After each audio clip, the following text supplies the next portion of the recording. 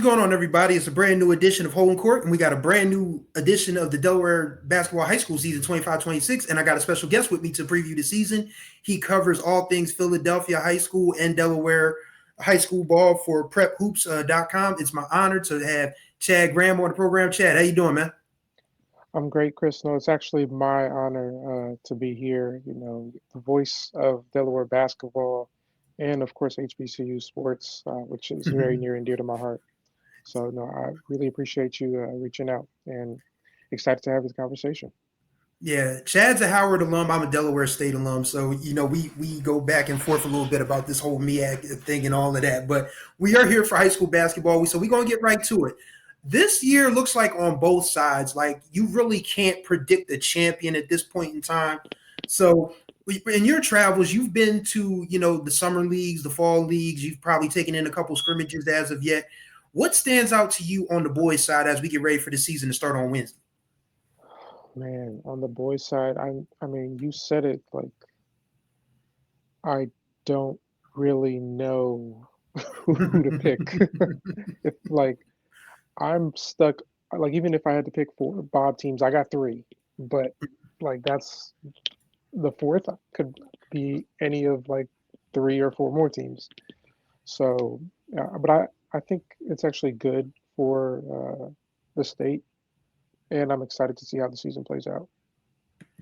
And we've talked. I mean, I've talked about this. I actually have a video coming on Tuesday because this one's going out on Sunday. But I'm gonna let this one breathe. And then Tuesday, I got a video where I talked to a lot of the head coaches about possibility of splitting the tournaments up. And as we are getting ready to go into probably the most competitive year on the boys and girls side in a long time, what do you think about the possibility of Delaware splitting tournaments? Do you think it's necessary? Do you think it's ridiculous? I personally think it's ridiculous. But what's your having observed the state as long as you had a chance to do so? What is your take on that? You know, I love tradition in every aspect of life, right? And so the fact that Delaware is one of the few remaining states with a true champion, I feel like means a lot. And when you look at the landscape of basketball across the state, you have a lot of teams who do like make competitive efforts, make the investment to make a run at the state title, but you also have a lot of programs who don't. So I'm not really interested in seeing multiple tiers or levels to the state tournament. At best, two, and have that be based on like past success.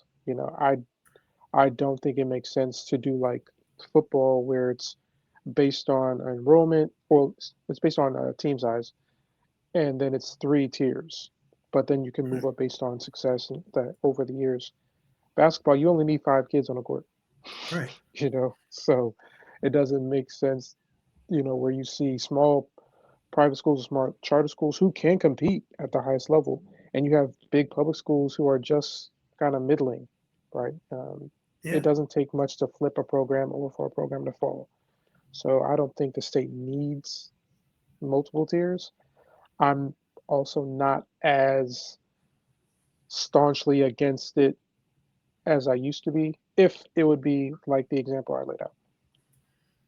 Yeah, I agree with you on that part. I mean, it does. I mean, for me personally, I mean, I grew up watching this stuff. The first state championship Final Four I ever got to see in person was the first year the Bob opened back in 1993 when it was That was a great year.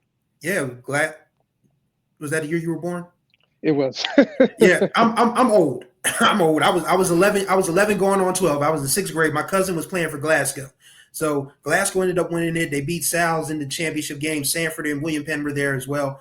So I go back for this 32 years. I've seen, and of course, recovering this, as long as I have, I've seen some teams, jump up and make some surprise runs. Like nobody had Tower Hill winning the whole thing in 2022, I and didn't. no, none of us did. I don't think anybody saw. Shouts out to Dean and Dylan Shepard who constantly watch this program. Good kids. I mean, they were great players, but we didn't think they were going to make that run. And that championship game was just Whoo wee. I'm sure that's still a sore spot for the Sal's folks. But yeah, I mean, you've had teams jump up and make surprise runs. So I think for me, just like you said, being a traditionalist, it just doesn't make any sense. But my thing is just making an open tournament. I mean, you only have 55, 56 programs aside, boys and girls. That's only going to add like 1 day to the tournament. So just let you get these high school seniors one more chance to play a game. You get these young kids, a chance at tournament experience to see what it's like and try to work hard to get back there. And then you still have the teams that are, if the teams that are supposed to be good enough make it, they'll make it. So I mean, it would just make more sense to me to have an open tournament. But just we'll get back into that probably another time because this won't be your first guest appearance on this show. I'm telling you that right now. So you'll be back. But just to just to get back into this year's games, Howard looked like they had a really good shot last year. So St. George's as well. Tatnall has added Mason Collins, who I'm very looking forward to seeing next Wednesday when they visit Sal's to start the season. Just what about the boys' side just kind of sticks out for you in terms of the kids that are returning, the kids that are coming, and the teams that have either improved or just are expected to take a leap this year? Starting from the individual player perspective, Sure. I think there's talent across the state, like not just young talent, not just old talent, but experienced talent, right? All the way from Cape, who's got Jamison Tingle, who's, we know the star quarterback, but he continues to improve on the basketball court, all the way to all of the teams in Newcastle County, but, between, or the players in Newcastle County, like, you know, Howard's very own Nick Basa and Bryson Lane, I know reigning Gatorade Player of the Year, Joshua Biora. There's just talent everywhere at all positions. And I think like that, it's spread out. There's no one powerhouse team with a bunch of players, right? There are Mhm. multiple programs, as we kind of spoke about already, who have like really good players who could lead into a chip. Um, yeah, I could go on and on. Yeah. So let's get to the girls. That I mean, I don't think it's as wide open, but among the better teams, I don't think you can pick. I mean, we know who the usual suspects are. It's Caravel, Sanford, St. Elizabeth, Ursuline. Padua probably has a good shot this year, but outside of those five, it's just like, who do you pick? I mean, and I can't forget Smyrna too. I like Smyrna's chances this year as well. But just from the girls' side, what are you looking forward to the most about this year? Of course, people are already talking about it. How's Amore Anderson, freshman, going to step into Gigi's shoes? Mm-hmm. Gigi Banks, of course, who headed over to St. James Academy in VA. So that's a storyline. But I'm really excited to see St. Eve's, how they do. Like, I don't think people were expecting them to win as many games in the regular season or in the tournament, right? And they were right there with a chance to win it all. So I'm very interested in seeing them and how they kind of take that next step forward. Caravel, they they've got hoopers, right? And Mm-hmm. they've added some more. So they could do it all again. I'm interested in Sanford because having watched that program over the last few years, I really like how that staff kind of prepares that team and develops them over time. So even though they lost some big names in the past couple of years, including Jada Snow, who's at Seton Hall, I want to see how Naomi Allen and Asia Adams kind of step up into bigger leadership roles on and off the court. Yeah, I think what I like the most about that Sanford team is that they just, for Marcus Thompson, to his credit, he tends to hang in there with the Ursulines, the Caravels, and the Sanfords. And by the way, if anybody's paying attention, he and John Noonan are the active winners, the most active, most state champions among active coaches on the girls' side. So we're talking about a guy who he's a Sanford lifer. He went there as a youngster, was all state. I won't say how long ago, so he doesn't choke me out when he sees me. But he was a good player. Trust me. He went to he was an all Ivy League player at Brown. Came back and coached the girls program, and he's put some kids through college. I mean, so this Sanford, I mean, I'm with you on Sanford. I really like that entire core. I thought they probably would have won the state championship last year if Adriana Chambers didn't get hurt. That really hurt them when she blew her knee out at the Ursuline game, because they went into Ursuline and just took no prisoners. I said, what is this? I said, because I was ready to pick Caravel to win the whole thing, and then Sanford went in there, and I was like, oh, I may have to adjust things. But then Chambers got hurt, but she's back. Aslan Merrill's probably going to take the next step this year.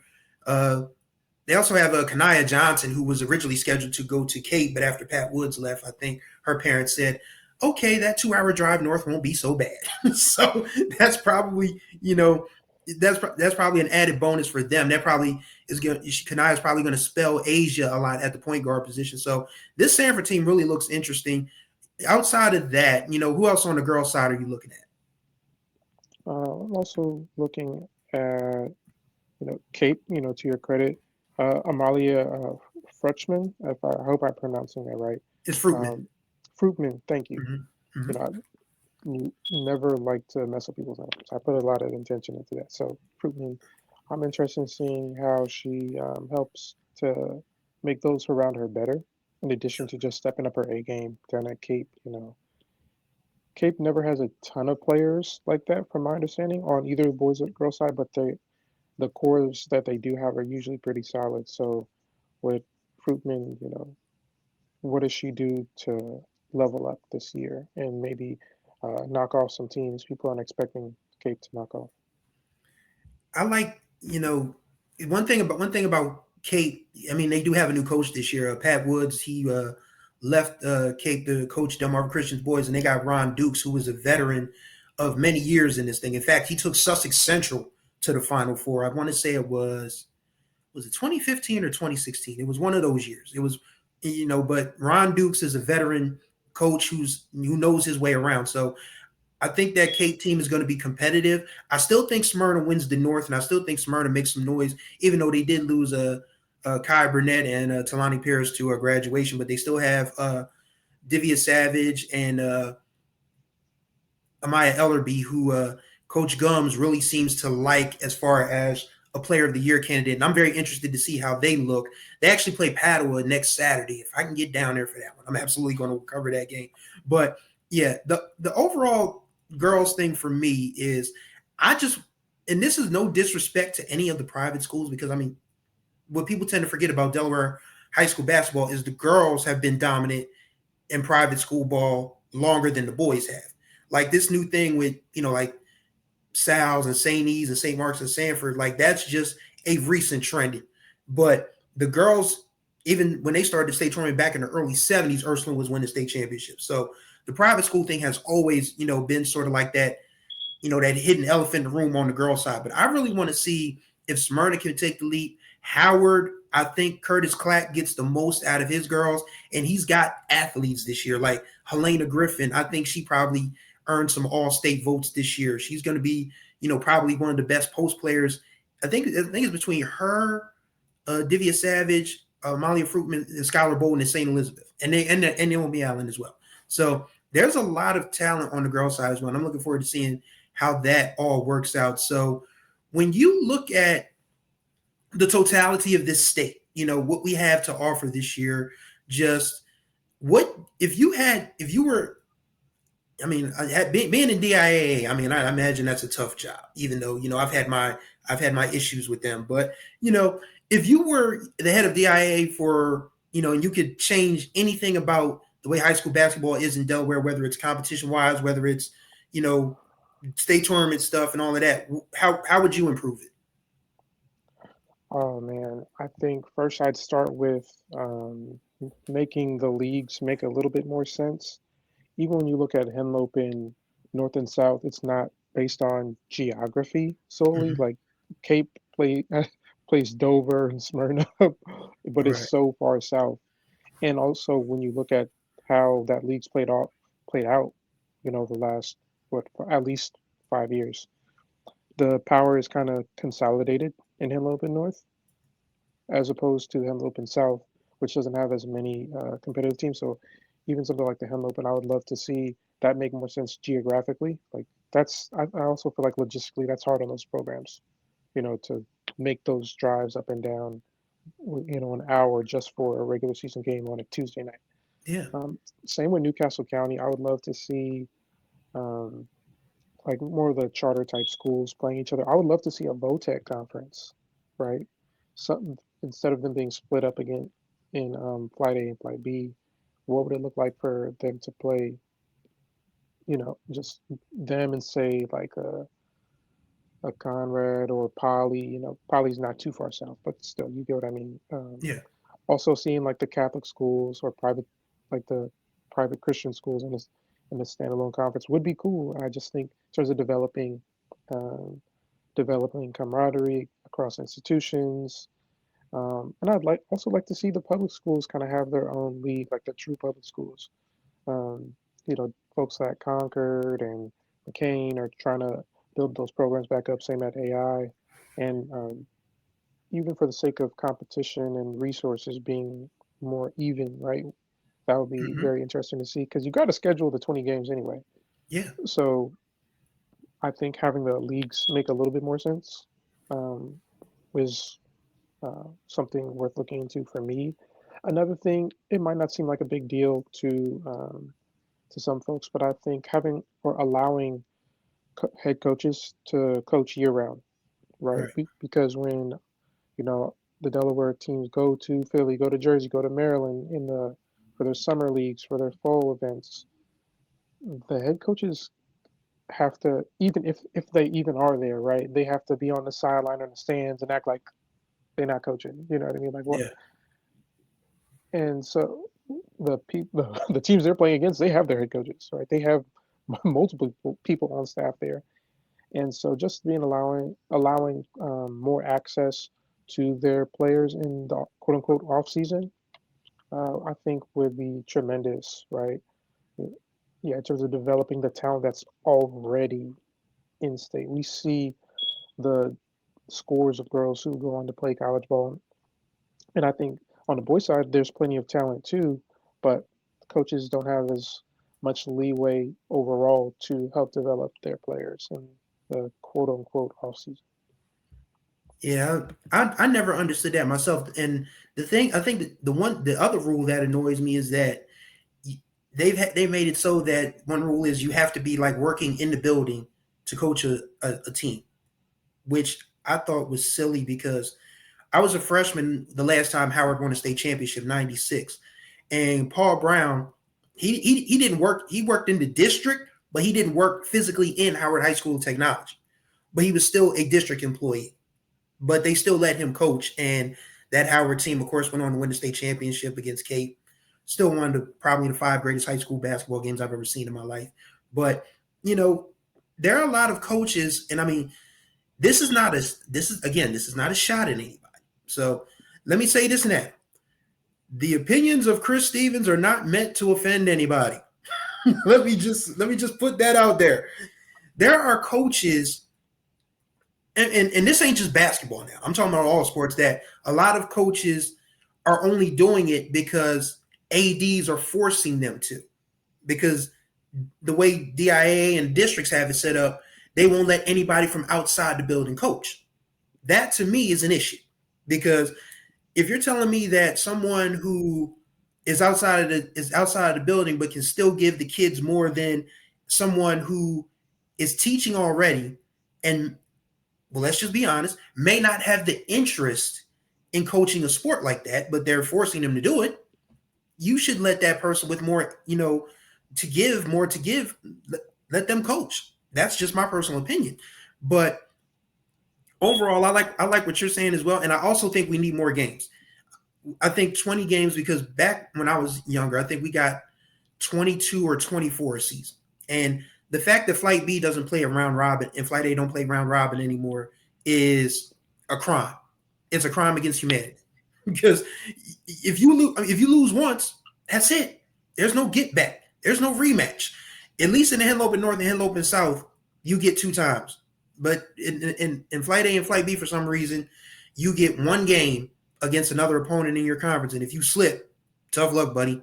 And I guess to some degree that teaches accountability and getting it right the first time. But at the same time, if the Henlopen, I mean, I don't understand how the Henlopen North and Henlopen South can do, round robin, home and home, but Flight A and Flight B can't. That's an issue for me. Yeah, I mean, you said it, like, and especially if you're thinking about, all right, we're capped to 20 games. If I have to do a home and home, that takes up like half my schedule. Yeah, And it does. so you might not have the space to go to, say, a governor's challenge or a showcase tournament elsewhere. Like your schedule's pretty tight, and so just allowing a little bit extra wiggle room, two more games. What's that going to hurt? And I think what you said in terms of coaches in the building is spot on as well. Like anyone who's played sports, and just enjoyed it, we all have those coaches who are so pivotal to our lives, right? So Yeah, to to hinder, these young men and women from having that impact, from having that benefit, from people who want to do it, right, exactly. and also on the vice versa, people who want to give, people who want to invest in young people, which we need more and more of every day. Yeah. They're like, well, you don't work in the building, so like, well, I'm an alum. My family has been a part of this school for generations, Yeah, and because I work in finance or something, I can't be the head coach. yeah. But also, you limit how much coaches who are there can be around the kids too. Mm-hmm. I don't know. It's you can't serve two masters, as my grandmother used to say. So I mean, you've got, I mean, and I mean, I've said this before. I feel like basketball is the sport in this state that gets the most disrespect. To be honest, because we've seen some shenanigans in football, haven't we? we've, and I'm not saying there's shenanigans in other sports, but I don't think volleyball gets the sort of scrutiny. Baseball, softball, it's always basketball that seems to be like the guinea pig for whatever people are trying to figure out what's wrong with high school sports, and I think that is just totally unfair, and it doesn't make any sense to me. But you know, we'll figure. Hopefully, the state figures it out before more kids leave. Because I mean, we've seen, Gigi did everything. I mean, granted, Gigi was one of one. I mean, she scored 1,000 points in 3 years. She was already state player of the year. She won a state championship. Only thing she could have done was just obliterate everybody in front of her before going to college. So I mean, it made sense that she was going to try to ascend to the next challenge because she's that type of kid. She wants the challenge. So, but as far as everything else goes in this state, I there's so much that can improve, but just on the court, there's just so much to look forward to, and I'm very much looking forward to this year. So, I am going to put you on the spot to close this out. I'm gonna make you pick, and I will pick in kind. So, give me your 2025-26 girls and boys state champions. I thought you were going to at least say Final Fours. Okay, um, we can do that. We can the, do that. Final four. So well, final I mean, four. I'll give you two. I'll give you two teams. Okay. I'll do better than Final Four. I'll give you two teams. On the Okay. boys' side, it's gonna make some people upset with me.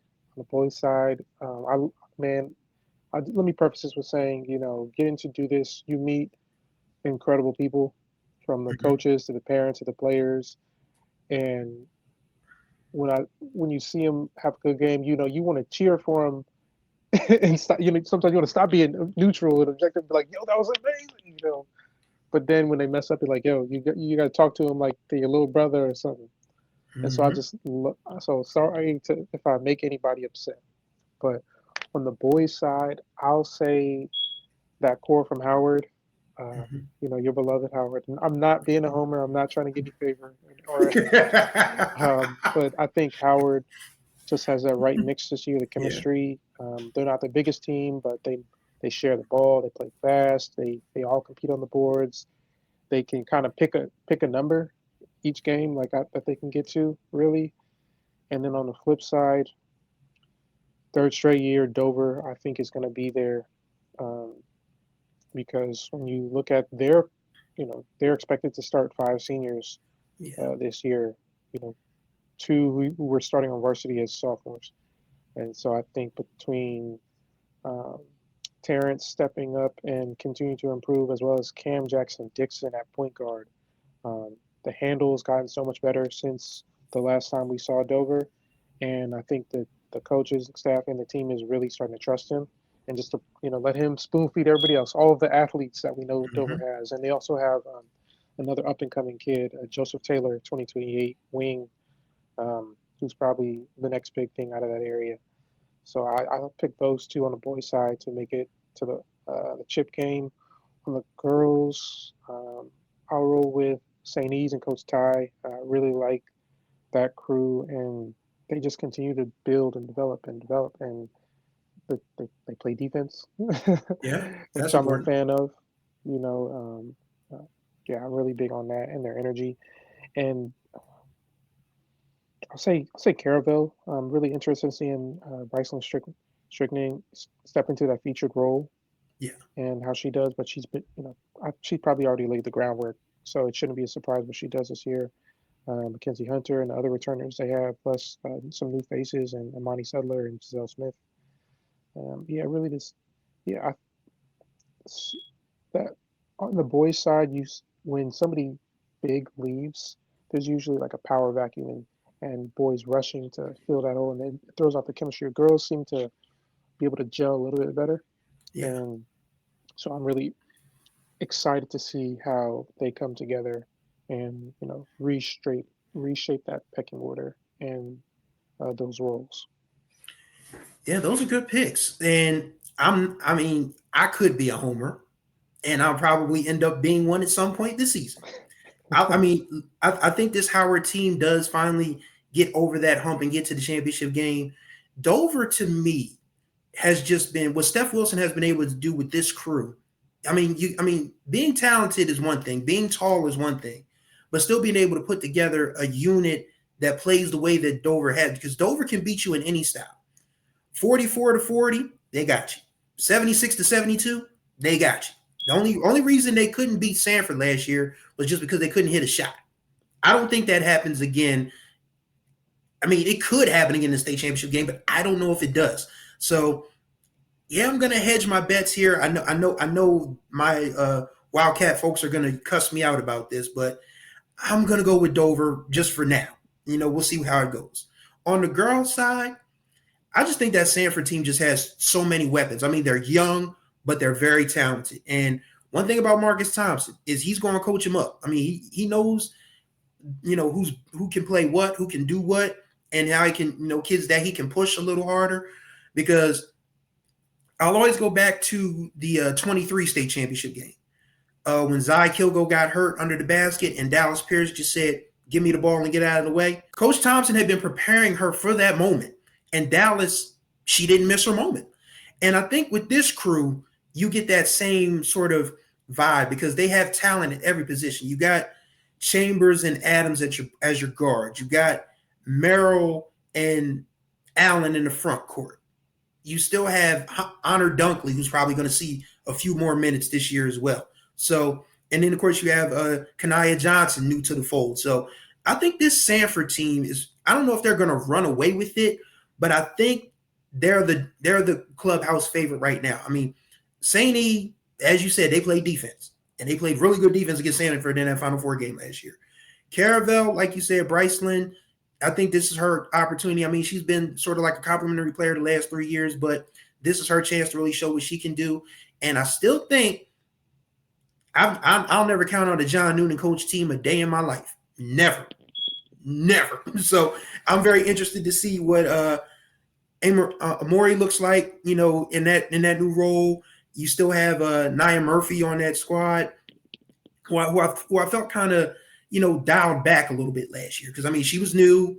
She was trying to fit in and everything. I really hope that she gets to assert herself more because I thought she was probably one of the most intriguing transfers to come in here last year, and I think she still has a lot to offer that team. So I'm not counting out Ursuline either, but I'm going to go ahead and say I think Sanford wins the whole thing. So that's my two picks are Dover and Sanford. Hey, nothing wrong with that. I love what Coach does with that program from year in and year out, and they don't just get it done in state. Mm-hmm. I've seen them at the Blue Star Challenge or play by play, and incredible program. So I can't be mad at your picks at all.